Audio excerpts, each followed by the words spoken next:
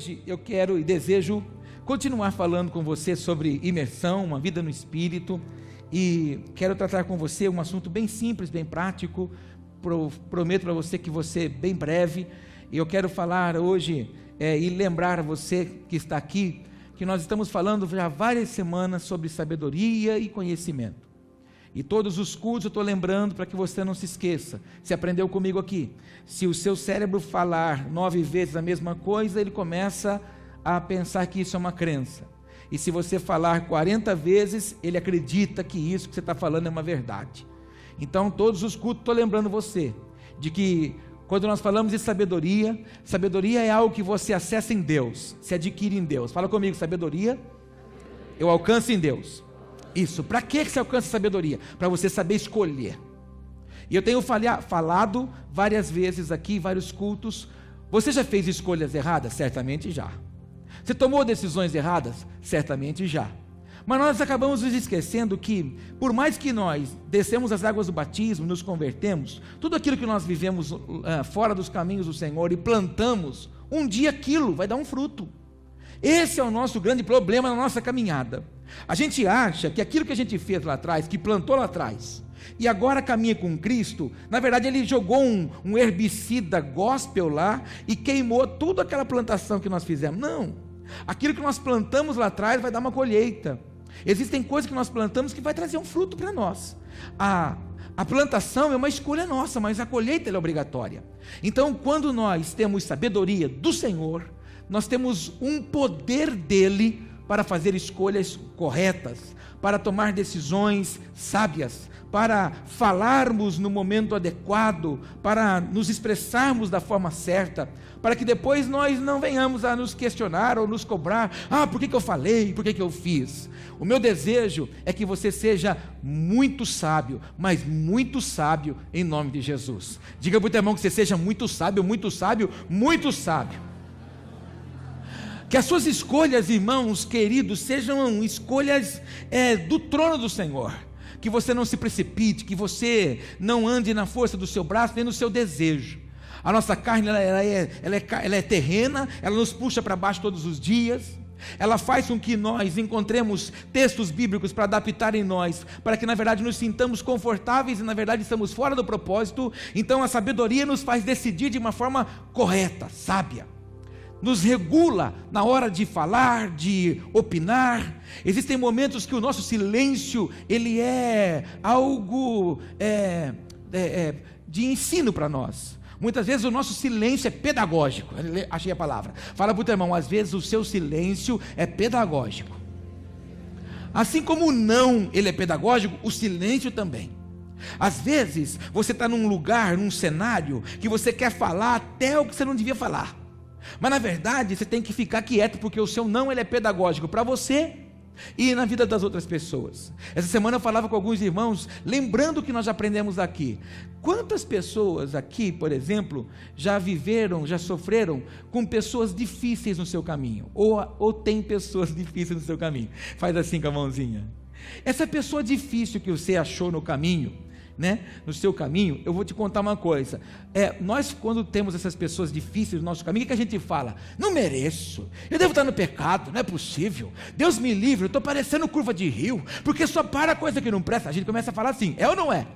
Mas a pessoa difícil que surge diante de nós não é enviada de Satanás, ela é enviada por Deus para melhorar a gente. Pessoas difíceis nos melhoram. Conta muito, irmão. Toda pessoa difícil diante de nós nos melhora, fala para ele. Melhora como? Para a gente ser manso, para a gente ser benigno, para a gente ter domínio próprio, para a gente na verdade aprender a ouvir. Então são pessoas que o Eterno coloca para domesticar a cada um de nós. E a outra coisa que nós temos falado é conhecimento. O conhecimento está ligado às universidades que você faz, aos cursos que você faz, aos livros que você lê, um livro por mês. um livro por mês. Então é o poder de realizar, são habilidades, né? Agilidades para você fazer. Então quando você lê, se adquire, você investe em você, você adquire um conhecimento. Mas é verdade, existem pessoas que têm um vasto conhecimento, mas não têm sabedoria. Talvez você conheça alguém assim. A pessoa conhece muito, sabe demais, mas não é sábio, fala, arrebenta tudo, escolhe errado e assim por diante. Então nós temos que ter o quê? Um equilíbrio. E já há muitos cultos eu tenho falado que nós não podemos perder de vista aquilo que a palavra de Deus nos ensina. Se nós somos sal da terra e luz do mundo, significa que aonde nós estamos, nós alumiamos para dar direção às pessoas e estamos ali para ser sal, para trazer um equilíbrio naquele lugar. Então Deus nos chamou para equilibrar os ambientes e para dar direção para aquelas pessoas. Diga comigo, Deus me chamou para equilibrar o ambiente e dar destino para as pessoas. Por que você está vindo no culto para ouvir uma palavra de sabedoria?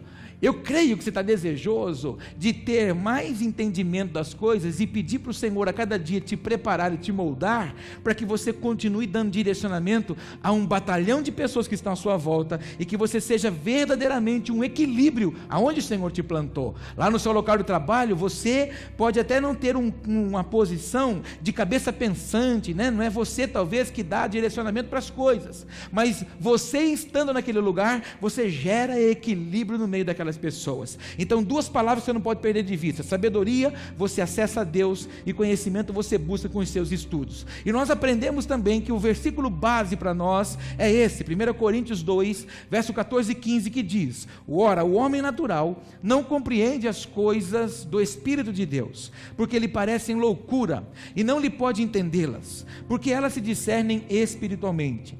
Mas o que é espiritual discerne bem tudo, e ele de ninguém é discernido.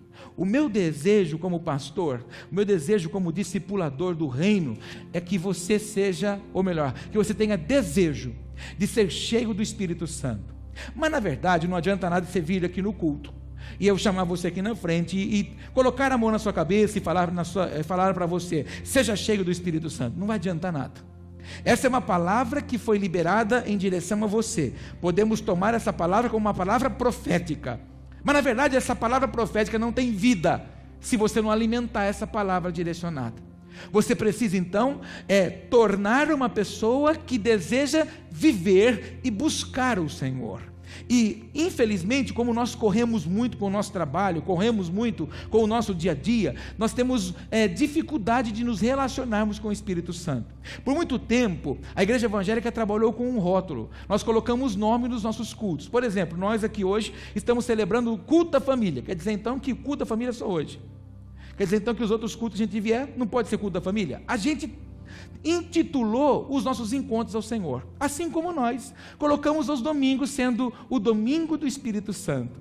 Não é verdade? Não é só no domingo que nós vamos orar em línguas, não é só no domingo que nós vamos chamar e clamar pelo Espírito Santo. O Espírito Santo é meu amigo, eu não fico sem ele, não vivo sem ele. Ele está comigo aqui, está comigo daqui a pouco, está comigo amanhã, está comigo em cada momento, se eu torná-lo o meu amigo íntimo, que eu posso trazê-lo em todo momento da minha vida. Lá no seu local de trabalho, o Espírito Santo está com você, se você se relacionar com ele. Lá, no meio do alvoroço do seu dia a dia, seja lá onde, em casa ou no trabalho, se você começar a orar em línguas, certamente ele vai trazer uma conexão, vai levar uma conexão do seu espírito ao Espírito do Senhor e vai trazer calma, porque ele é consolador, ele é amigo, ele é intercessor e vai trazer direcionamento para nós. Mas muitos de nós temos dificuldades para nos relacionar com Ele. Por que muitas vezes nós temos dificuldade para entender as coisas e achamos que tudo é demônio?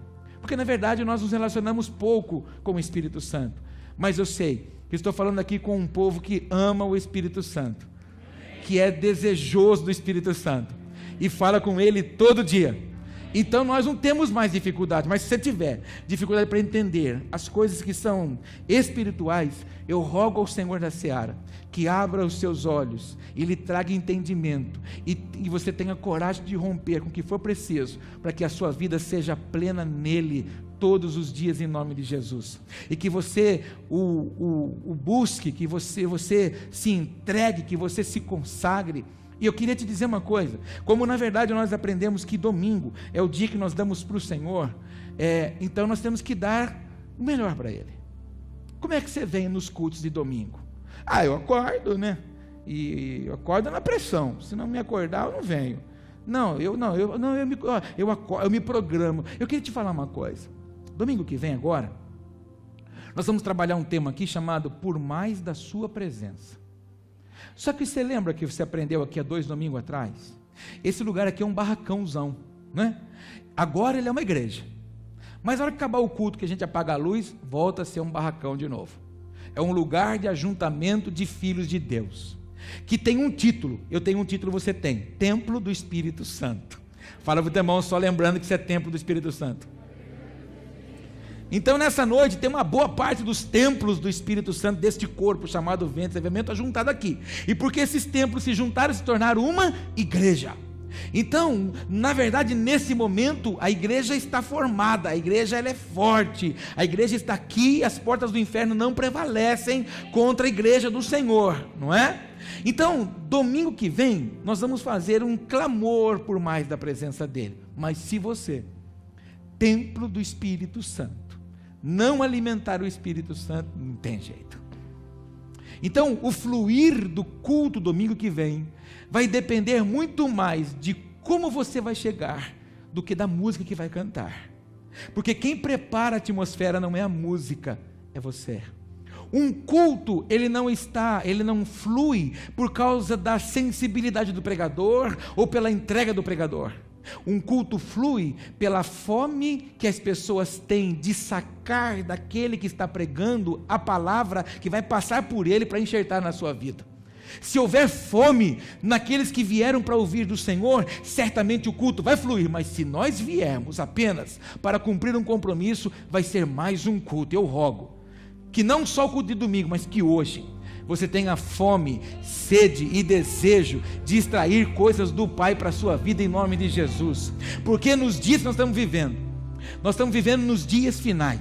Estamos vivendo dias em que os sinais eminentes da volta de Cristo estão aí.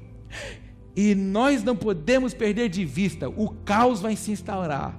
Mas quando a noiva for sacada daqui, quando o ponto de equilíbrio for sacado daqui, tudo isso vai virar um caos. Eu quero ser noiva, quero ser achada por Ele como uma noiva apaixonada, e eu quero continuo trabalhando para que você seja também, em nome de Jesus. Eu vou te incomodar, mas que você vai ser noiva, você vai, em nome de Jesus. Fala para o teu irmão, você vai ser noiva, nem que você não queira. É claro que essa frase não existe, né, irmão? Não é possível ser noiva se você não quer. Você pode rasgar suas roupas, você pode tirar o seu traje, é uma escolha sua, mas eu vou me esforçar a cada dia, para que você viva uma vida de intimidade com o Senhor. Você não precisa ficar dentro de um tambor de azeite quente, para que na verdade você fale para as pessoas que você está mergulhado na presença. Muito se pintou um cenário assim, as pessoas acham que viver em espírito, na verdade, é viver no alto de um monte isolado. Não, irmãos, viver no espírito é você estar conectado na esfera espiritual para poder transformar o lugar pecaminoso aonde nós estamos. A presença de Deus está aonde um homem, uma mulher de Deus apaixonado e temente a Ele está. Se você é cheio dEle, temente a Ele, aonde você está, a presença dEle está, em nome de Jesus. Você não precisa de um encontro, não, você não precisa, você só precisa de um lugar, na sua casa, onde você possa fechar a porta e você possa orar e falar em intimidade com Ele, porque Ele vai revelar a presença dEle para você, em nome de Jesus. Sabe, irmãos, tiver algum alvoroço na sua casa qualquer dia, cala a sua alma, tranca a porta do seu quarto e vai falar com Ele, porque quando você fala com Ele, você atrai a presença dEle, amém? E aí, hoje eu quero trabalhar com você esse texto muito conhecido por nós, Eclesiastes capítulo 11, versículo 1. Nós sabemos que este livro foi escrito pelo homem sábio da palavra. Nós nos apoiamos muito nesse homem, porque bem verdade, ele rogou ao Senhor com sabedoria. O Senhor se apresenta a ele. Eu quero te fazer uma pergunta: se você tivesse o privilégio, eu e você tivéssemos o privilégio hoje de ser visitados, de sermos visitados por Deus como Salomão, e Deus dissesse para você o que disse para Salomão: me pede o que você quiser. Eu queria que você pensasse um pouquinho nesse coração puro que você tem. O que você pediria? Certamente sabedoria, apóstolo, não é. Certamente não é sabedoria. Certamente iria pedir o que a alma nossa estava gritando agora há pouco. Certamente a gente iria pedir alguma coisa para Deus nos honrar, para calar a boca de alguém. Aí a gente ia querer cantar Sabor de Mel, a música gospel vingativa. Todo mundo vai ter que ver. Não, mas na verdade, o que você pediria se o Senhor se apresentasse para você? Pergunta para esse crente bonito do seu lado. Fala assim: o que você pediria se o Senhor se apresentasse a você como fez a Salomão?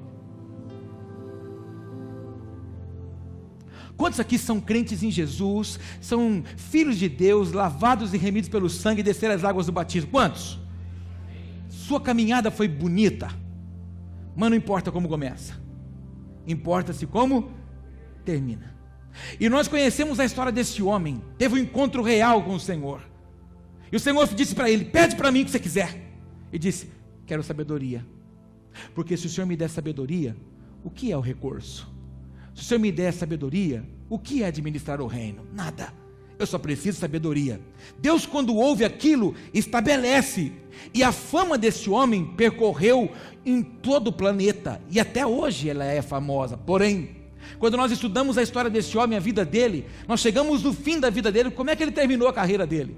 Construindo altares para deuses das mulheres que ele apaixonou o seu coração.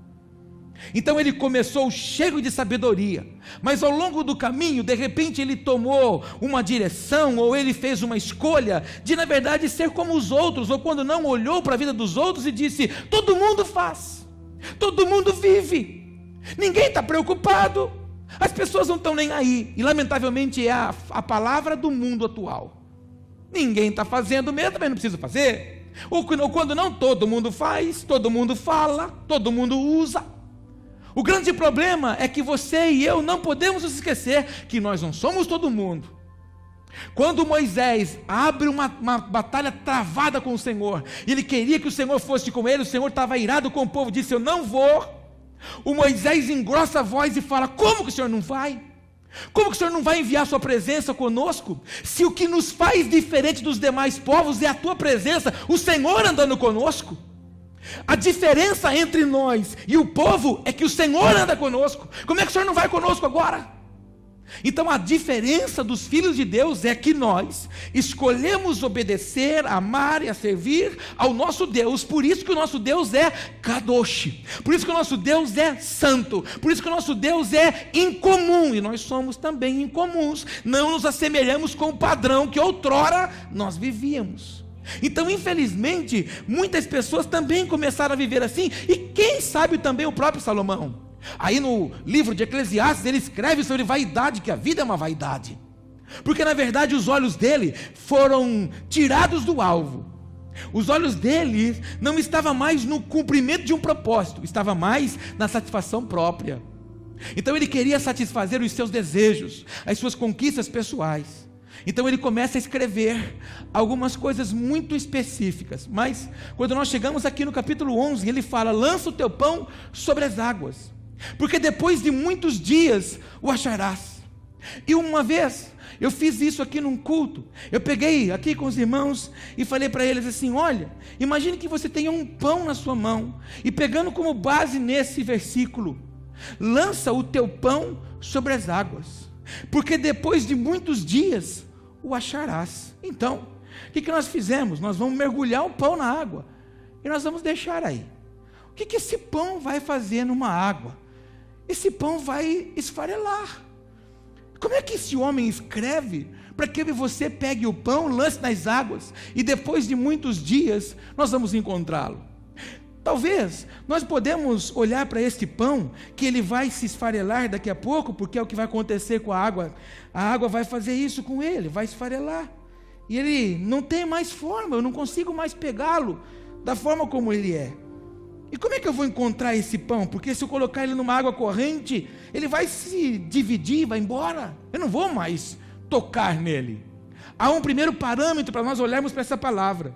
Se eu lançar as minhas expectativas no Senhor, sem que elas estejam firmadas nas minhas vontades, depois de muitos dias eu vou encontrar a obra plena estabelecida em mim. Se eu tiver coragem de lançar os meus sonhos ao Senhor, se eu tiver coragem de lançar as minhas expectativas ao Senhor, certamente, depois de muitos dias, eu vou encontrar um propósito estabelecido do Senhor na minha vida. Eu não entendia em 1997, 96, quando eu tive um acesso, um encontro com Jesus, eu não entendia o que o Senhor iria fazer 20 anos depois. Se eu soubesse o que o Senhor iria fazer comigo em 1997, dia 18 de outubro de 1997, quando eu batizei nas águas, eu não teria ficado tão enrijecido como foi naquela época. Hoje eu sei, 20 anos depois, o que Ele fez. Por quê? Porque então eu lancei todas as minhas expectativas no Senhor, e depois de muitos dias, eu não fui buscar nele um pão esfarelado, mas eu fui buscar nele um propósito estabelecido. Diga para o teu irmão: se houver em mim e você desejo de lançar no Senhor todas as nossas expectativas, lá na frente você vai colher um propósito estabelecido. Agora olhe para mim, o texto ele é um pouco mais profundo do que a gente olha para ele. O que Salomão estava escrevendo para aquele povo, e útil para nós hoje, era uma cultura que se tinha no Egito. No Egito, quando o rio Nilo subia, no tempo das chuvas, o que eles faziam para aumentar o seu campo de colheita, o seu campo de plantação? Eles lançavam sementes no rio, e as águas do rio iam levando essas sementes para baixo. E essas sementes iam parando depois às margens do caminho, e automaticamente, por causa da força das águas, as sementes eram cada vez mais aprofundadas na terra, e além deles de terem conquistas de colheitas lá no futuro, eles tinham também a possibilidade de aumentar o campo de alcance. Mas também há um propósito no Oriente, que é lá no Egito, em Israel, que há o período das grandes chuvas. Por exemplo, quando nós estivermos em Israel em novembro deste ano, vai começar a esfriar um pouquinho, porque o outono já está acabando, não é? Então vai começar a mudar a estação, começam a vir chuvas na verdade para as plantações, chuva que vem na verdade para cumprir um propósito. Só que existe a chuva serôdia e a chuva temporã. E existe aquela chuva que nem nós tivemos hoje, ela dá uma pancada, faz uma poça d'água e depois a chuva para, mais tarde a chuva vem de novo. Então o que o Salomão estava falando para aquele povo não era pegue um pedaço de pão e jogue nas águas. Ele estava dizendo assim: olha, todo o suprimento que você tem de semente, que ele é requisito para a sua comida, porque toda semente vai se tornar uma comida. Então, o que o Salomão estava ensinando? Pegue as sementes que são para vocês pão e lança nas águas, porque depois de muitos dias, aquilo que estava na sua casa, no seu celeiro, como uma semente, vai se tornar novamente para você um pão. Ou seja, não retenha um processo de multiplicação que o Senhor tem para a sua vida. O que o Salomão estava falando para eles era simplesmente: pegue a semente do celeiro e não fique preocupado em comê-la. Pegue a semente que está no celeiro e lança sobre as águas, porque depois de muitos dias, uma semente que você plantou vai trazer para você diversas sementes para um propósito. Às vezes, uma escolha nossa errada frustra toda uma colheita. Às vezes, uma plantação certa nossa ativa um propósito.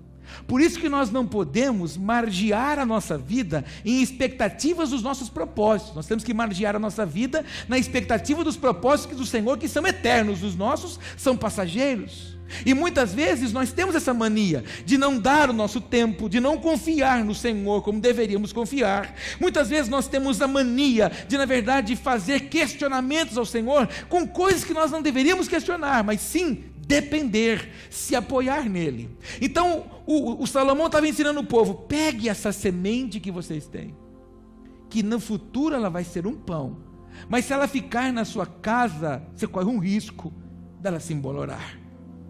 Eu queria nessa noite usar essa palavra de sabedoria e convidar a você a imergir a sua semente. Essa semente, eu não estou falando que ela é um recurso financeiro, eu estou falando que ela talvez seja um sonho, talvez seja um propósito, talvez seja um desejo específico, talvez seja uma área da sua vida que você tem deficiência ou dificuldade de romper, talvez seja uma decisão que você tem que tomar na palavra sem nenhuma dúvida, que você pegue com muita sabedoria e com muita convicção hoje e diga para o Senhor: eu lanço as sementes sobre as águas, e essas águas são águas vivas que você ouviu domingo. As águas vivas produzem vida, mas as cisternas rotas que nós criamos dentro do nosso padrão, traz água de enxurrada, água na verdade entulhada, que não tem vida. Então tudo que o Senhor deseja é que eu e você não retenha, mas que eu e você tenha coragem de lançar, para que o celeiro possa transbordar. Por que nós vemos pessoas hoje que espiritualmente se estabelecem e crescem?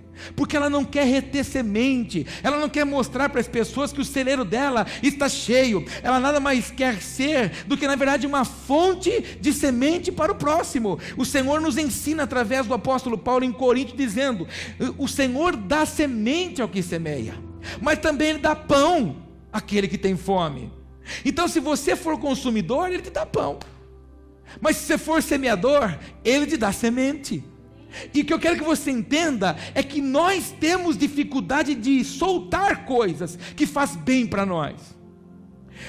Eu não sei se você já teve tempo para arrumar o seu guarda-roupa, por exemplo.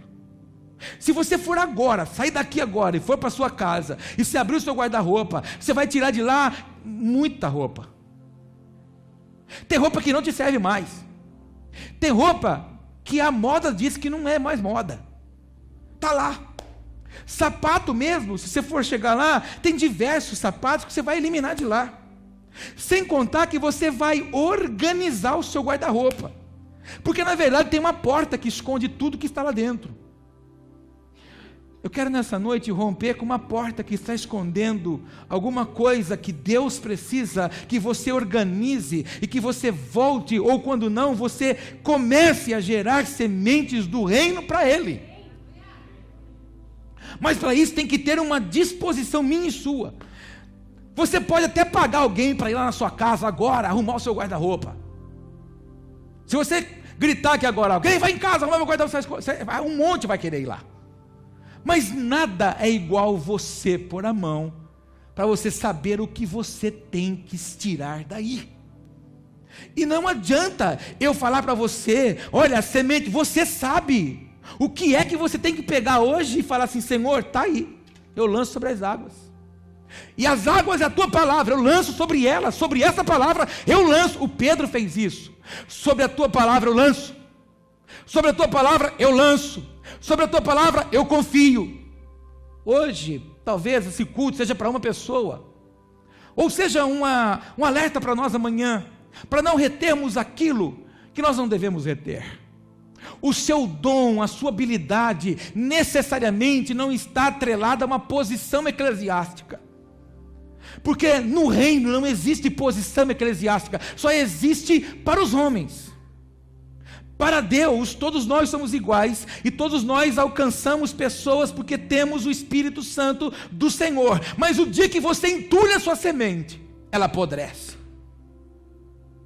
O dia que você limita o fluir de Deus em você, e tudo que Deus deseja é que eu e você use as sementes com sabedoria. Existem momentos que Deus vai falar conosco e ninguém vai ouvir, ninguém vai entender, vai ser incompreensível, é só você que vai discernir. Terça-feira, nós estávamos indo para cá de manhã, eu contei para o pessoal da aula da escola da Bíblia, eu mudei a rota do meu caminho para vir para cá. Eu tenho uma rota para vir. Eu passei na casa da minha mãe, e depois que eu passei, deixei meus filhos lá, e quando eu saio de lá para vir para cá, eu tenho uma rota para vir. E eu mudei minha rota, eu não sei por que eu mudei de rota. E quando eu entrei naquela rota, eu olhei para a profetia e falei assim, mas o que eu estou fazendo por aqui? Mas de repente eu passei perto, contornei um moço. Esse moço estava levando um carrinho de papelão, dentro do carrinho de papelão tinha uma criança de uns 3 anos. Do lado dele uma senhora, que estava olhando assim, ver se ela achava papelão, alguma coisa para pegar. Quando eu passei pelo carrinho, o Senhor me disse, volta e lança uma tzedakah na vida desse homem, lança uma semente na vida desse homem, e dê esse valor. Eu disse, meu Pai do céu. Fui lá na rotatória, voltei, ele estava virando para entrar na ponte do rio assim, eu parei no meio da rua, gritei e falei, para moço! Desci do carro, fiz a mão no bolso e fui a ele e falei assim, olha, eu passei do teu lado, cara. Enquanto eu passava do teu lado, o Espírito de Deus me disse, volta e lance uma semente na vida desse homem. Então, por favor, Senhor, abre sua mão. E é Deus que mandou trazer isso aqui. As lágrimas correram nos olhos dele e ele disse assim, isso é uma resposta de Deus, é um milagre. Aí, você pode dizer assim, tá, e daí? Deus não falou com a minha esposa, Deus falou comigo. Quem tem que obedecer não é ela, sou eu. Quem tinha que lançar semente sou eu. O retorno é na minha vida, e mais, se ficasse no meu bolso, emboloraria. Eu estou usando um exemplo de um recurso, para que você, pelo amor de Deus, abra o seu entendimento e entenda para alguma área da sua vida, no nome de Jesus. Porque, queridos, quem quer perder, está um negócio que muda aqui, está aqui. Aí depois, o próprio Salomão, cadê o outro versículo? Não coloquei o outro. Eu vou pregar o cara que fez a tela lá. Você que está com a Bíblia aberta, por favor, leia Eclesiastes 11, agora o versículo 4, por favor. Alguém, por favor, grita o versículo 4, onde você está aí, por favor. Dá um grito com esse versículo 4 que está escrito nele. Eu acho que é o 4. Dá um grito aí.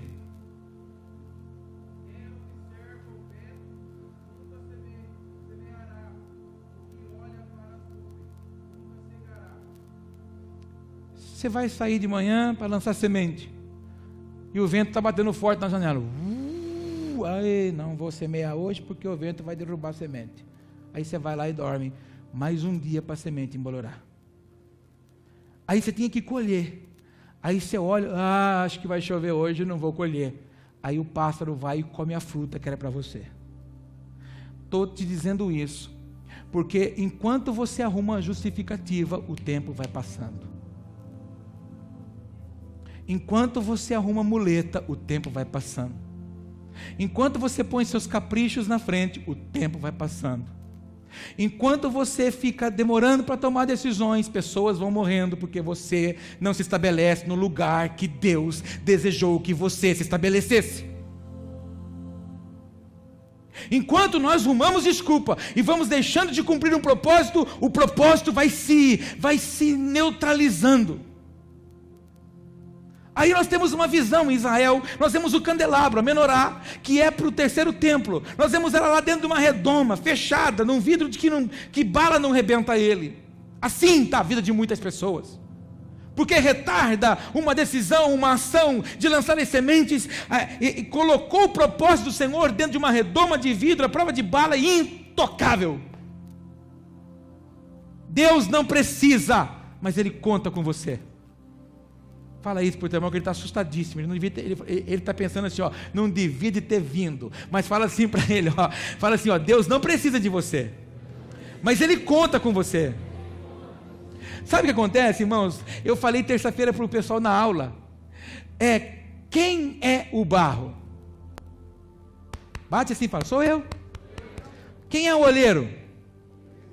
E olha só a cena, o olheiro contempla o barro. O barro precisa contemplar o olheiro. Mas qual que é o nosso problema?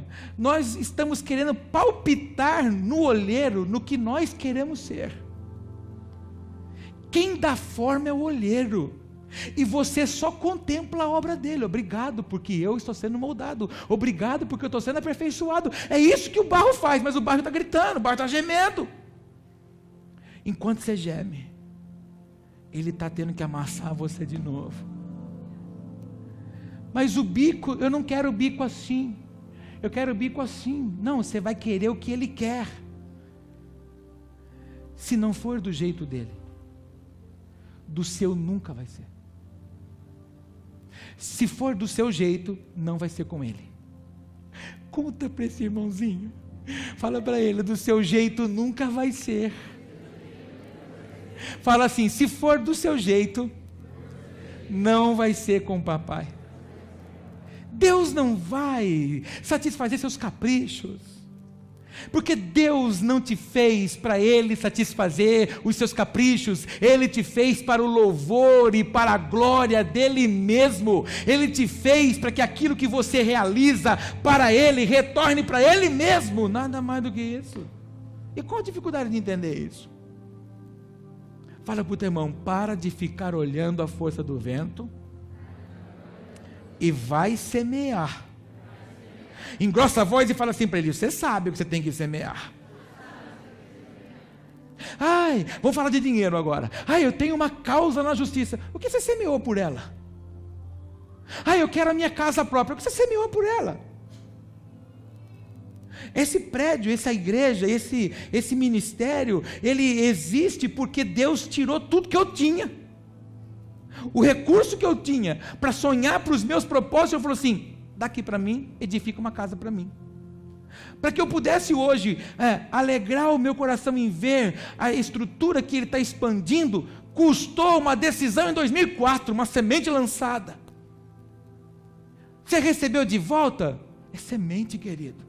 Eu não recebi a semente, eu recebi as sementes. Porque quando você planta uma, ela traz centenas. Fala para o teu irmão, uma decisão sua arrebenta um milagre. Isso, versículo esse que eu digo com você, aí, dá para você mudar, bendito? Muda, eu quero ser borracha. O que você vê ali naquela foto? Fala que nem Joense. De novo. Fala outra vez. Olha para o teu irmão e fala assim, porta. Isso, você vê naquela lá, porta. O natural enxerga uma porta aberta. Toda pessoa natural enxerga uma porta aberta.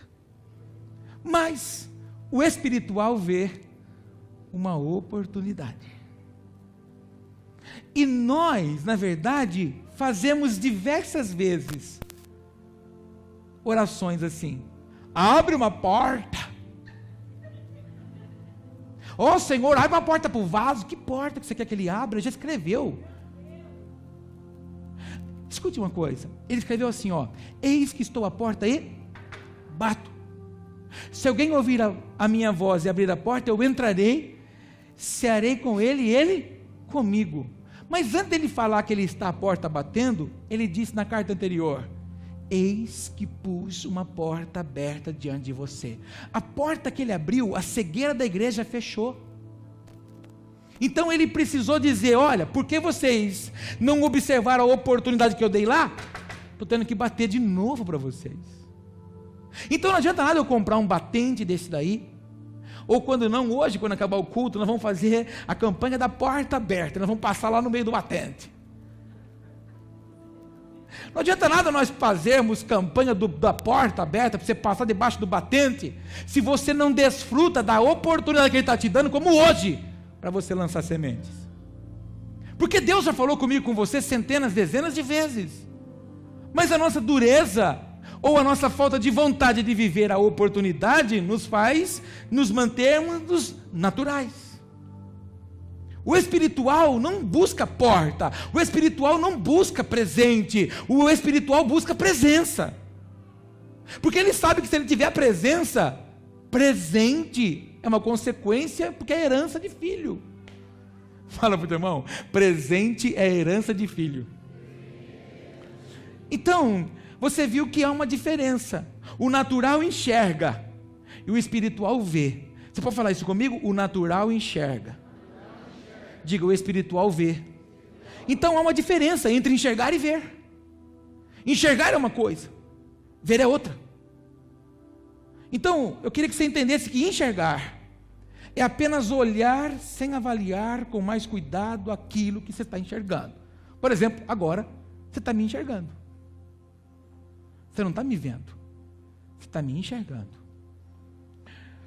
Quando nós estamos numa livraria, por exemplo, podemos dizer que ao folhear as páginas de um livro, estamos apenas enxergando as suas folhas. Então você vai chegar lá na livraria, ou quando não, nem vou falar da livraria, lá na sua casa, por exemplo, você quer fazer uma cena com Deus, aí você pega a sua Bíblia de manhã e começa a folhear. Senhor, tua palavra é poderosa. Mas você não está vendo, você está enxergando, porque você apenas está folheando. Você não está gastando tempo. Você leu a Bíblia hoje? Meu Deus do céu, olha até ali lá, o Senhor é meu pastor, nada me faltará. Mas quando nós falamos de ver é um pouco diferente. Ver é aprofundar a sua visão sobre o objeto visto e analisá-lo mais de perto. E aí mais? Quando na livraria, quando nós passamos a ler as suas páginas, então estamos realmente vendo e interagindo com o conteúdo apresentado pelo autor. Então você pega o livro e você fala, capítulo 10, as aparências enganam. É o capítulo aqui. Nossa, capítulo 10, as aparências enganam. Meu Deus do céu. Você só desfruta daquilo que você prova. Você só consegue desfrutar das coisas daquilo que você conhece. Se você não tiver desejo de ver as coisas do Senhor, principalmente estabelecidas na sua vida, você vai viver de contar testemunhos dos outros. Eu fui na igreja hoje, estava conversando com o irmão, na quando eu tomava um café, olha, Deus fez um negócio poderoso na vida dele, mas faz tudo na vida do irmão, não faz na sua. Porque na verdade você está só disposto a enxergar. Você quer ver um Deus distante. Você não quer ver um Pai que te aconchega, um Pai que te abraça, um Pai que imprime a identidade nele em você e dá destino para você. Você está aqui me acusando? De forma nenhuma. Talvez eu esteja hoje advertindo você que às vezes você está vivendo uma vida com o Senhor de apenas querer enxergar. Talvez você está procurando o Senhor só para que Ele te honre alguma coisa. Querido, não busque o Senhor porque você quer ser honrado, busque o Senhor porque você quer honrá-lo. Busque o Senhor porque você quer tornar o nome dEle conhecido nas pessoas. Que as pessoas olhem para você e elas sejam impactadas quando olharem para você. Quando você não era crente, você tinha apelido? Quando você não era crente, você entornava bigorna ou não? Eu tornava. E eu era chamado de Paulão, não sei porquê.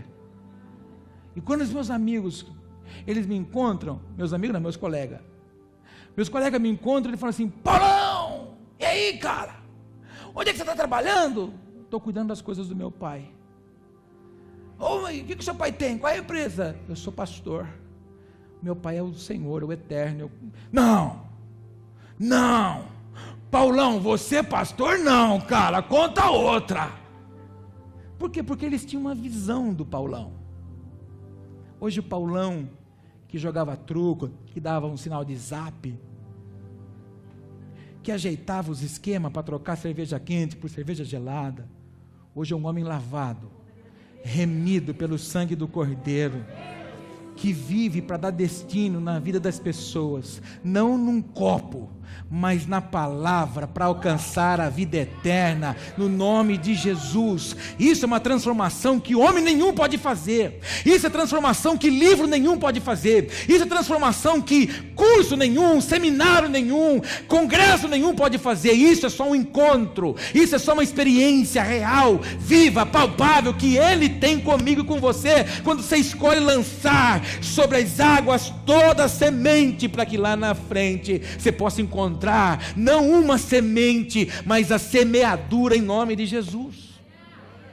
Diga para o teu irmão, Deus quer usar você cheio de sabedoria para alterar ciclos. Fala assim para ele, mas enxergando, Senhor, não dá. E daí? O que você tem que fazer, apóstolo? Tenho que me trancar no meu quarto e comer minha Bíblia? Vai dar algum problema. Porque não adianta nada você ter vontade das coisas físicas e não ser ligado às coisas espirituais. Agora, por favor, seja um crente cheio de sabedoria. Porque nós já cometemos muitos erros no passado. A gente chegava na casa dos outros, via alguma coisa, demônios, vejo demônios. Não, você não vê nada, você vê bênção na vida daquela pessoa, e ela vai ser tocada pelo Senhor. Para de falar que você vê demônio na vida dela. Talvez seus parentes não se convertem, porque você só fala que eles não prestam, porque eles estão você está nas garras do diabo. Não fala assim para ele. Fala para ele, você é fruto de um sonho de Deus. O Senhor sonhou com você, e no momento oportuno, assim como eu era resistente, você também ainda é. Você vai ser tocado por ele, transformado no nome de Jesus. Mas a gente só fala que tem demônio. O demônio, onde você chega, ele corre, se você for cheio do Espírito Santo, e ainda mais se você for sábio, porque você dá destino. A palavra dessa noite é simples e você conhece. O Senhor está requerendo de você semente. Eu não sei se essa semente é uma área, eu não sei se essa semente também não seja um recurso. Talvez você está esperando que Deus faça alguma coisa financeira muito grande para você e você não lança nada. Talvez você está te ensinando a lançar. Talvez você precisa hoje se posicionar. Há um texto bíblico lindo no livro do Apocalipse que diz assim: lembra-te, pois, de onde caíste, volta a praticar as primeiras obras. Estou aqui, lembrei aonde eu falhei, lembrei aonde eu reti a semente. Então eu tenho que fazer o quê? Voltar. Mas o fato de eu voltar não é que, eu voltei e lembrei, não, volta e começa a caminhar a partir do momento que você reteu as sementes. O problema nosso, a gente quer lembrar, obrigado, Senhor. Não, você perdeu um ciclo. Você tem que fazer esse ciclo restaurado de novo, para que você possa contemplar o que Deus tem para a sua vida, em nome de Jesus. Quantos estão comigo? Está aqui o tribuloso. Quem observa o vento nunca semeará, e o que olha para as nuvens nunca cegará. E eu vou te dizer uma coisa: enquanto você ficar justificando, enquanto você ficar se desculpando, enquanto você ficar se justificando, nada vai mudar. Talvez hoje você precise dizer para o Senhor: Pai, eu quero mergulhar muito fundo numa vida do Espírito, mas eu vou parar de me justificar. Talvez o que te prende é a bebida. Mas eu ainda não fui assim, sabe? O Espírito Santo me acusa. Ele não vai te acusar. Uma escolha sua, você que quer. Ninguém chegou em mim e falou assim: para de beber. Nenhum anjo, irmão, chegou lá perto de mim. E eu tinha alguns outros problemas sem ser vício de bebida. Eu tinha um problema com mulheres. Eu gostava de sair com bastante meninas, assim, umas 3, 4 do mesmo tempo. Saía com uma hoje, deixava ela em casa e pegava a outra. Morava numa cidade e era assim. Eu era assim, porque eu queria estar por cima. Nenhum anjo chegou com a espada e falou assim: vai gordinho, vai, vamos para a cabeça agora. Você não vai entrar no bar. Não. Para. Vamos para a cabeça, a casa caiu, cara. Você vai parar de fazer esse teu. Não foi ninguém. Nenhum pastor me chamou e falou assim: ó, viu? Você precisa parar. Não. O dia que o Senhor falou para mim: Paulo, muda de vida. Eu disse: pode deixar, estou mudando de vida, eu faço uma escolha, não entro mais lá, não me relaciono mais assim, não vivo mais desse jeito, porque agora eu vou viver segundo a tua palavra, uma escolha minha. Ninguém vai botar uma arma na sua cabeça e falar: pronto. Só que, pode falar ou não? Pode ou não pode? Fala para o teu irmão: segura o sacode violento, fala para ele. Eu amo a palavra de Deus. Não ama, porque se amasse, viveria na íntegra. Enquanto você arruma desculpa para não viver a palavra, você não ama. Você está muito mais interessado nos direitos que você tem, mas esquece os deveres. Vamos lançar semente hoje ou não? Para depois de muitos dias alcançar. Interessante que o pão não tem mais forma. Mas a semente, ela escolheu morrer e ela vai germinar.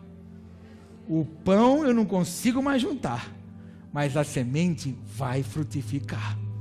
A minha vontade de entregar é tanta que aquilo que eu queria, que satisfazia minha alma, se desfez. Mas aquilo que acessa o Espírito vai multiplicar em nome de Jesus. Vamos orar?